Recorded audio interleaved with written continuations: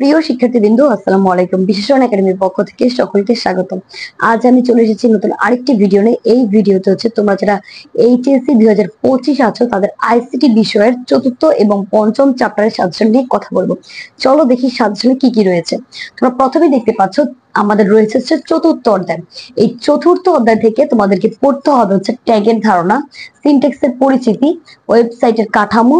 এই হচ্ছে তিনটা টপিক, হচ্ছে আমাদের বাংলা টপিক গুলো। মানে হচ্ছে কি ট্যাগের ধারণা, ট্যাগ হচ্ছে অনেকগুলো, হচ্ছে ট্যাগ হচ্ছে কেন গুরুত্বপূর্ণ, ট্যাগ দিয়ে কি কি হয়, ট্যাগের যে ব্যবহারগুলো সেগুলো।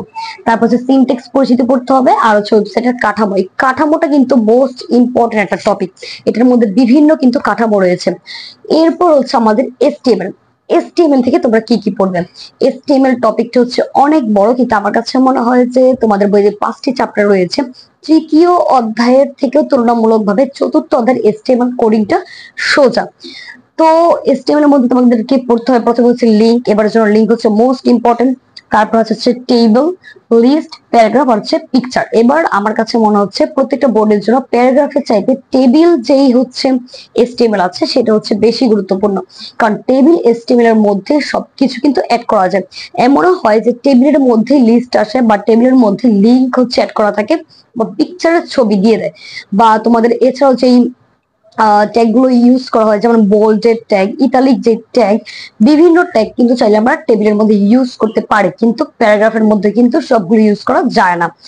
এরপর হচ্ছে আমাদের রয়েছে হচ্ছে পঞ্চম অধ্যায়। পঞ্চম অধ্যায় থেকে তোমাদের কি কি পড়তে হবে?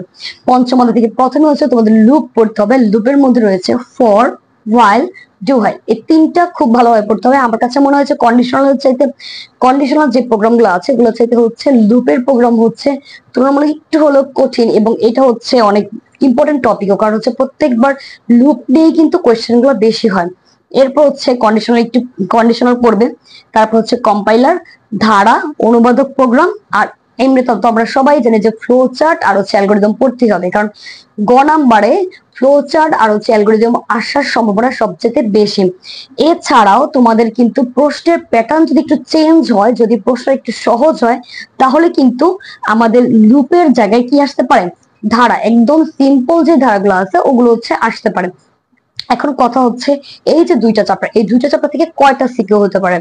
মূলত হচ্ছে আমাদের পঞ্চম অধ্যায় থেকে বরাবরই হচ্ছে দুইটা সিকিউ আসে। একটা সিকিউ একটু হচ্ছে তুলনামূলক সহজ হয় এবং একটা হচ্ছে একটু কঠিন হয়। আর চতুর্থ থেকে হচ্ছে একটি আসে। কিন্তু এবার যেহেতু হচ্ছে 8টি কোয়েশ্চেন আসবে মাত্র 5টি চ্যাপ্টার থেকে, সেটা এরকমটা হতে পারে যে চতুর্থ অধ্যায় থেকে দুটি আসতে পারে, বা এরকম হতে পারে যে পঞ্চম থেকে 3টি আসতে পারে। এরকম হতে পারে। এটা হচ্ছে প্রশ্নের প্যাটার্নের উপর ডিপেন্ড করবে। প্রশ্ন হচ্ছে কোন কাঠামোর হবে। যদি প্রশ্ন হচ্ছে কঠিন হয় তাহলে হচ্ছে পঞ্চম থেকে 3টা আসতে পারে। আর প্রশ্ন যদি হচ্ছে মিডিয়াম হয় তাহলে হচ্ছে চতুর্থ থেকে আসতে পারবে। আর হচ্ছে তোমরা তো জানোই হচ্ছে প্রথম, দ্বিতীয় এবং তৃতীয় এই 3টি চ্যাপ্টারের উপর আমি এর আগে হচ্ছে সাজেশন দিয়ে দিয়েছি। তোমরা যারা হচ্ছে ফুল সাজেশন পেতে চাও তারা হচ্ছে এর আগের ভিডিওটি অবশ্যই দেখে নিবে।